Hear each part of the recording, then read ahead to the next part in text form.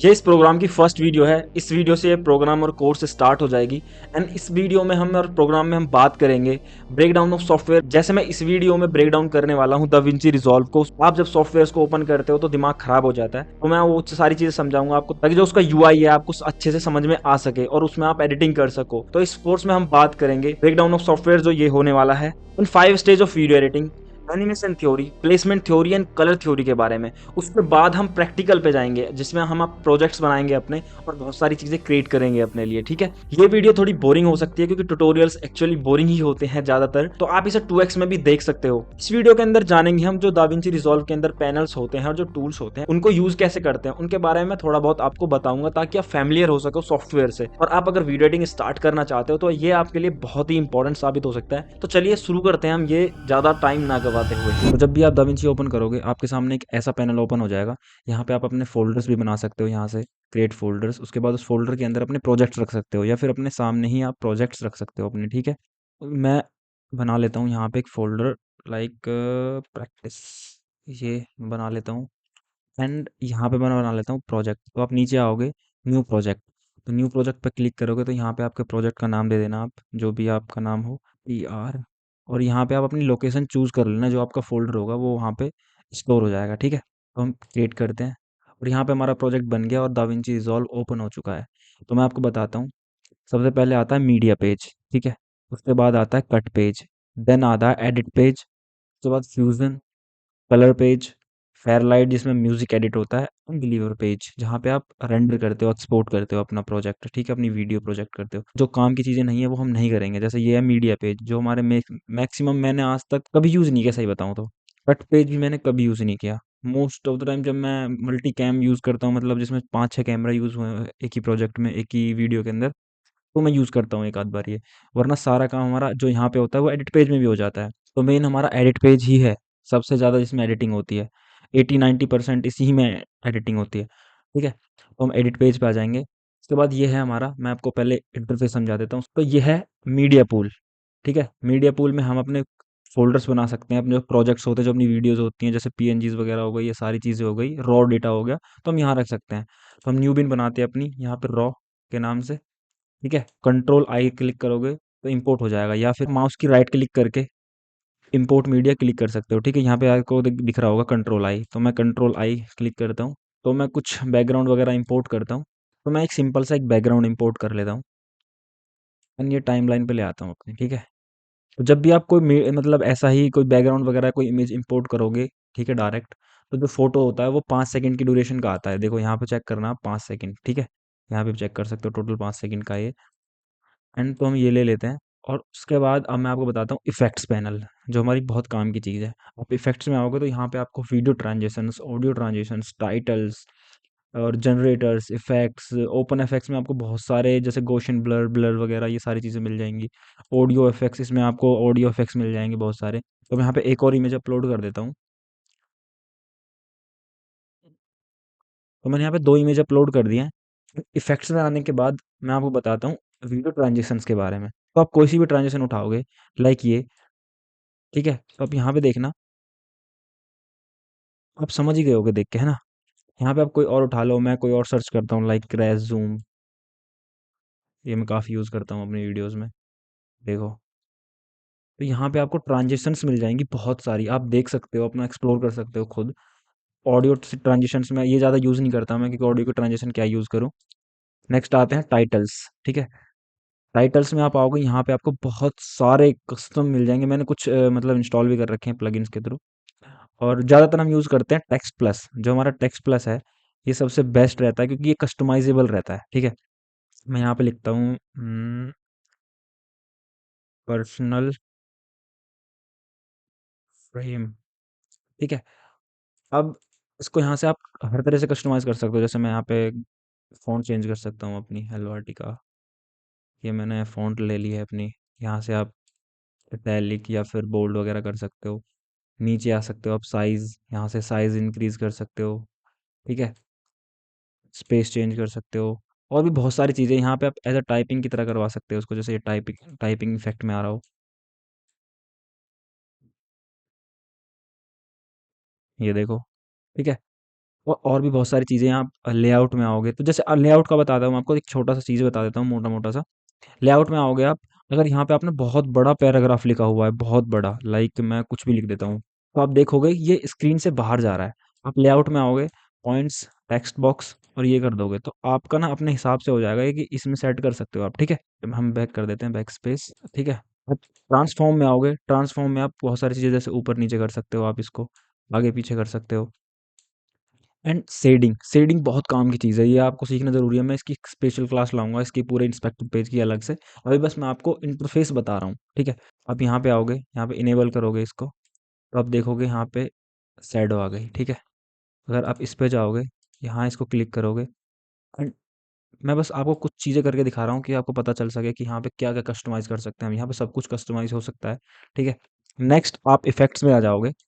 Effects में आने के बाद आपको यहाँ पे बहुत सारी चीज़ें दिखेंगी, जैसे लाइक आपने एडजस्टमेंट लेयर के बारे में बहुत सुना होगा। यहाँ पे हमने एडजस्टमेंट लेयर ली। अब हम जो भी चीज़ें एडजस्टमेंट लेयर में करेंगे ना, वो सारी चीज़ें टेक्स्ट के ऊपर होगी। देखो टेक्स्ट और जो भी हमारा एडजस्टमेंट के लेयर के नीचे जो भी चीज़ें होंगी, उस पे सब पे सेम इफेक्ट पड़ेगा। लाइक जब हम कलर ग्रेडिंग करते हैं और हमारे पास बहुत सारी क्लिप्स हैं, तो हम अगर सब पे एक साथ कलर ग्रेड करना है तो हम एडजस्टमेंट लेयर लेंगे, उसको स्ट्रेच करेंगे। यहाँ से आप इसको पकड़ के थोड़ा छोटा बड़ा कर सकते हो, ठीक है। उसके बाद इस पे कलर ग्रेडिंग करेंगे, कलर ग्रेडिंग करने के बाद वो सब पे ऑटोमेटिक हो जाएगा, ठीक है। ये हमारा फ्यूजन कंपोजिशन है, ये मैं बाद में बताऊंगा आपको, बट फिर भी थोड़ा बहुत बता देता हूँ। ये फ्यूजन कंपोजिशन है। अभी यहाँ पे कोई फ्रेम नहीं आ रहा, ठीक है, देखोगे आप यहाँ पे नो फ्रेम अवेलेबल है ना। अगर आप इसको यहाँ से, मतलब ये फ्यूजन पेज है जो यहाँ पे ले जाएगा मैं डायरेक्ट, अगर आपको राइट क्लिक करोगे इस पे and open in fusion, open in fusion पे जाओगे आप, तो यहाँ से आप फ्यूजन कर सकते हो, मतलब यहाँ पे फ्यूजन क्लिप बन जाएगी आपकी। यहाँ पे मोशन ग्राफिक्स वगैरह, वीएफएक्स, ये सारी चीज़ें होती हैं। जैसे मैंने यहाँ पे बैकग्राउंड लिया और इसको कनेक्ट कर दिया यहाँ से, तो एक बैकग्राउंड बन गया ब्लैक, ठीक है। ये ब्लैक बैकग्राउंड बन गया है आपका।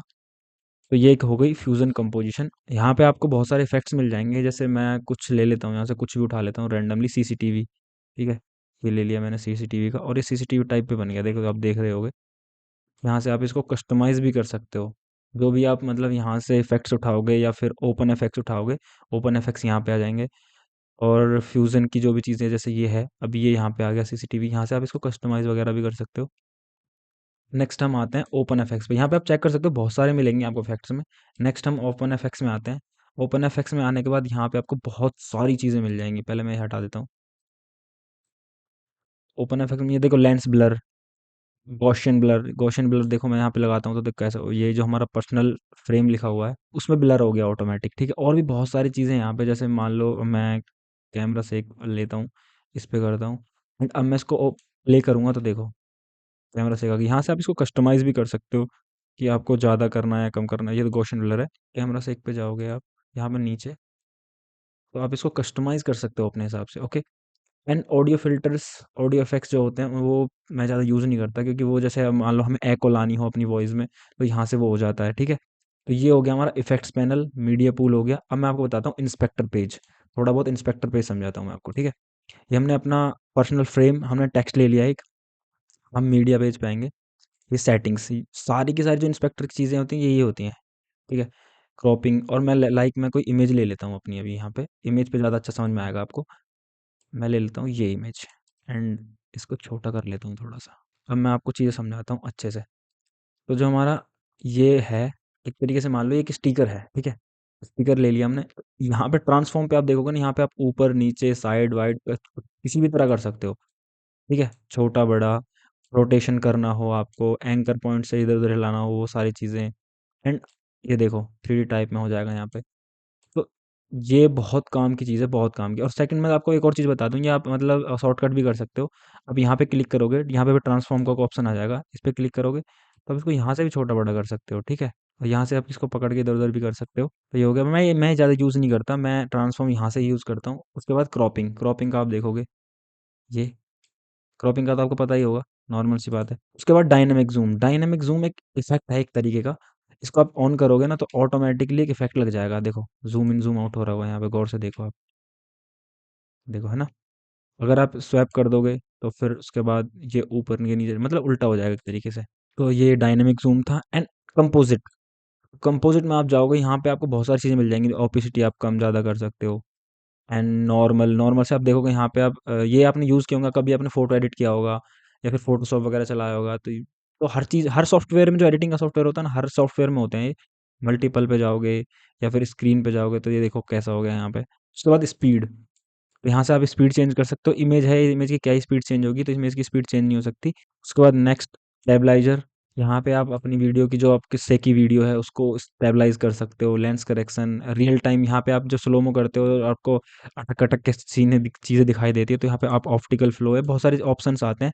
जब आप यूज़ करोगे तो समझ में आएगा, और मैं प्रॉपर क्लास लेके आऊँगा। अभी मैं बस इंटरफेस समझा रहा हूँ इसका, ठीक है? ताकि आपको समझ में आ जाए, ओपन करने के बाद ये ना लगे कि ये क्या देख लिया। अब मैं आपको टाइमलाइन समझा देता हूँ। ये हमारी टाइमलाइन है पूरी की पूरी।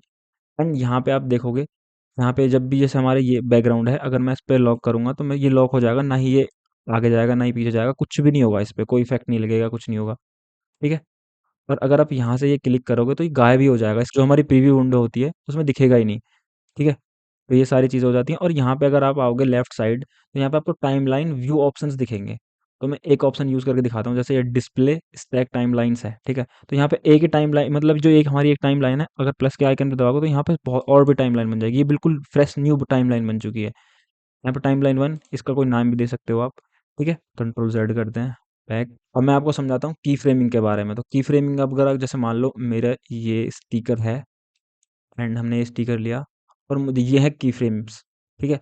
और हमने की फ्रेम पे क्लिक किया यहाँ पे, और थोड़ा आगे गए हम, और हमने जूम, मतलब थोड़ा सा बड़ा कर दिया, और अब देखोगे आप, ये बिल्कुल स्टैटिक आ रहा है, बिल्कुल सीधे आ रहा है ना? तो अब हम इसको स्मूथ करना है, तो हम जाएंगे की फ्रेम्स में। यहाँ पे की फ्रेम्स में जाएंगे तो आपको यहाँ पे की फ्रेम्स दिख रहे होंगे, और यहाँ पे आपको एक और दिख रहा होगा ये आइकन, ठीक है? की फ्रेम कर्व्स, यहाँ पे आपको कर्व्स दिख जाएंगे अपने, तो यहाँ पे आप क्लिक करोगे, को सिलेक्ट करोगे, उसके बाद यहाँ पे आपको मतलब ऑप्शनल मिल जाएँगे जो पहले से ही बने हुए हैं कर्व्स, ठीक है? या आप अपने मन से भी कर सकते हो, बट यहाँ पे आपको पहले बने बनाए मिल जाएंगे, तो मैं ये यूज़ करता हूँ, ईज़ इन ईज़ आउट।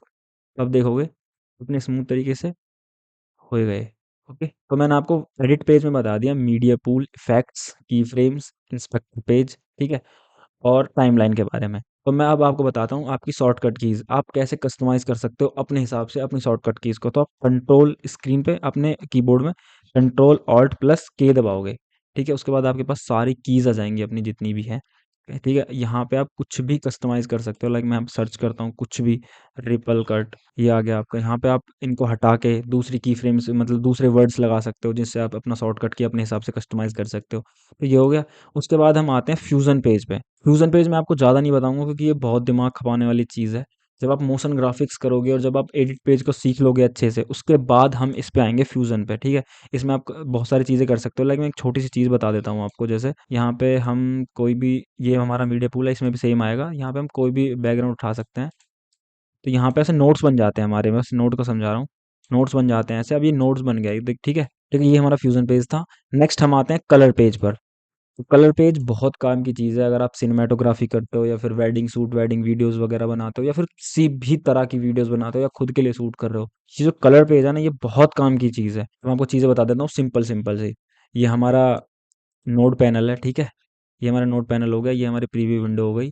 यहाँ पे हमारे जो कलर पेज के जो इफ़ेक्ट्स हैं वो यहाँ पे होंगे, और यहाँ पे हमारी क्लिप्स, जो भी हमारी इसमें स्क्रीन पे या टाइमलाइन में क्लिप्स यूज़ हो रही होंगी जितनी भी, वो यहाँ पे शो हो जाएँगी हमारी। इसको ऑन ऑफ यहाँ से कर सकते हैं अपन, ठीक है?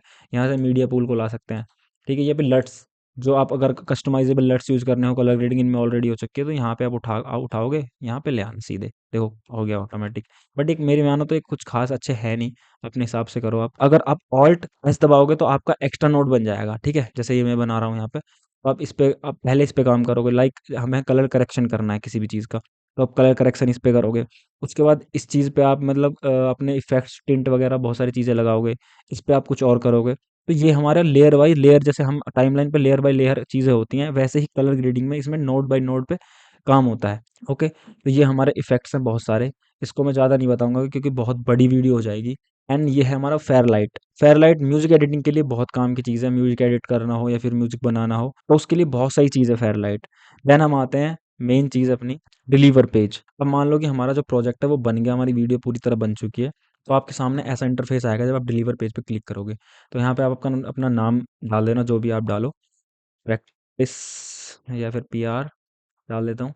एंड यहाँ से आप अपनी लोकेशन चूज़ कर सकते हो जहाँ भी आपको एक्सपोर्ट करनी है, लाइक मैं वीडियोज़ में क्या कहीं भी डेस्कटॉप पे कर लेता हूँ, ठीक है? तो यहाँ पे आपको कई चीज़ें दिखेंगी लाइक वीडियो, ऑडियो टाइप। अगर आप वीडियो की यहाँ पे एक वीडियो एक्सपोर्ट वीडियो लिख रहा है, अगर आपको इसको अनक्लिक कर दोगे, ठीक है, अनचेक कर दोगे, तो यहाँ पे जब आप एक्सपोर्ट करोगे ना अपनी, तो ऑडियो ऑडियो एक्सपोर्ट होगी बस। और अगर आप इसको अनचेक कर दोगे और वीडियो को चेक कर दोगे, तो सिर्फ वीडियो एक्सपोर्ट होगी, ठीक है। तो हम अगर वीडियो पे जाते हैं अपने, यहाँ से फॉर्मेट को चूज़ करते हैं MP4, ठीक है। कोडेक हम आपके ऊपर है जो भी आपको रखना है। मैं जैसे ये रखता हूँ H264। आपके कंप्यूटर में जो भी GPU है उसको सेट कर लेना या फिर ऑटो पे रहने देना, ओके। देन यहाँ से आप अपनी रेजुलेशन चूज़ कर सकते हो। 4K में आपको एक्सपोर्ट करना है, HD में करना है, जैसे मैं 4K या फिर HD नॉर्मली कर लेता हूँ, HD। देन यहाँ पे आपके फ्रेम रेट, ठीक है, यहाँ पे आपको फ्रेम रेट चूज़ कर लेना। और अगर आपके फाइल में सबटाइटल्स या कैप्शंस वगैरह हैं, आपने ऐड किए हैं, SRT फाइल वगैरह ऐड की हुई है, तो आप सबटाइटल सेटिंग्स पे आओगे, उसको चेक करोगे एंड फॉर्मेट पे बर्न इनटू वीडियो कर दोगे। उसके बाद यहाँ पे आपकी जो SRT फाइल है वो भी इनेबल हो जाएगी, वो भी एक्सपोर्ट होगी साथ में, ठीक है। देन यहाँ से ऐड टू रेंडर एंड आपको यहाँ पे एक और पॉपअप आ जाएगा, तो यहाँ पे आप रेंडर ऑल कर सकते हो, या फिर अगर आपने बार-बार रेंडर किया हुआ है तो रेंडर 1 लिखा आएगा या फिर रेंडर ऑल, ठीक है। तो रेंडर करोगे, यहाँ से आपका जो प्रोजेक्ट है वो रेंडर हो जाएगा। अब ये रेंडर हो रहा है।